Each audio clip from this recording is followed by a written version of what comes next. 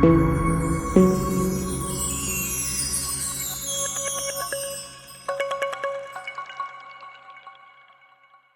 est Imhotep? Imhotep voit le jour au sein d'une famille de 9 enfants. Il est né à Men-Nafooré, ville nommée plus tard Memphis par les Grecs. Il a été le premier architecte nommé au monde à avoir construit la première pyramide d'Égypte. Il est souvent reconnu comme le premier médecin au monde. Il était fonctionnaire du pharaon Djoser.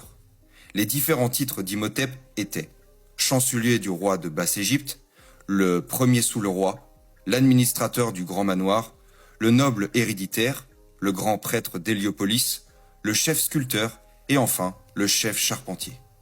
Certains le présentent vêtu d'une tenue ordinaire.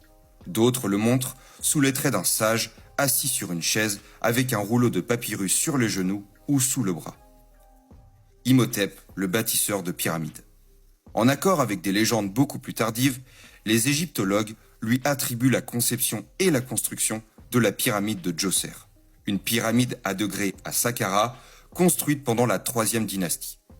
Il est aussi responsable de la première utilisation connue de colonnes de pierre pour soutenir un bâtiment.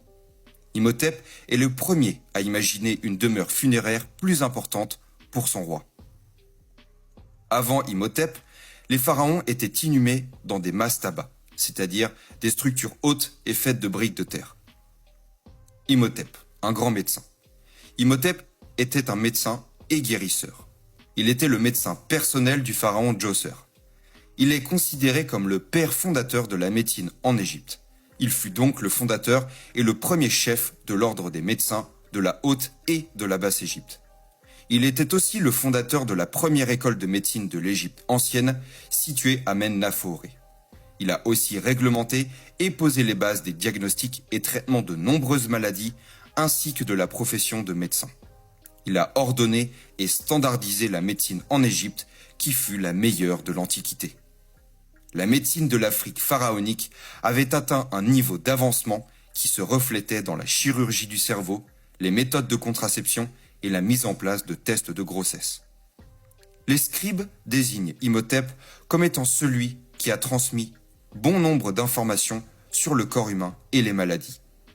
Puisqu'il soignait le pharaon, c'est-à-dire l'incarnation du dieu Horus, on comprend pourquoi de nombreux textes pharaoniques le désignaient comme grand médecin des dieux et des hommes.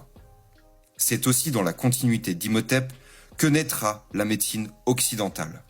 Les Grecs, instruits en Afrique sous la tutelle des prêtres égyptiens, ont rendu également un culte à Imhotep qu'ils appelaient Imhotès ou encore Asclépios, et qu'ils considéraient comme dieu de la médecine ou dieu guérisseur. Hippocrate, celui que l'on considère comme le père de la médecine, a lui-même appris la médecine dans un temple destiné au culte d'Imhotep Asclépios.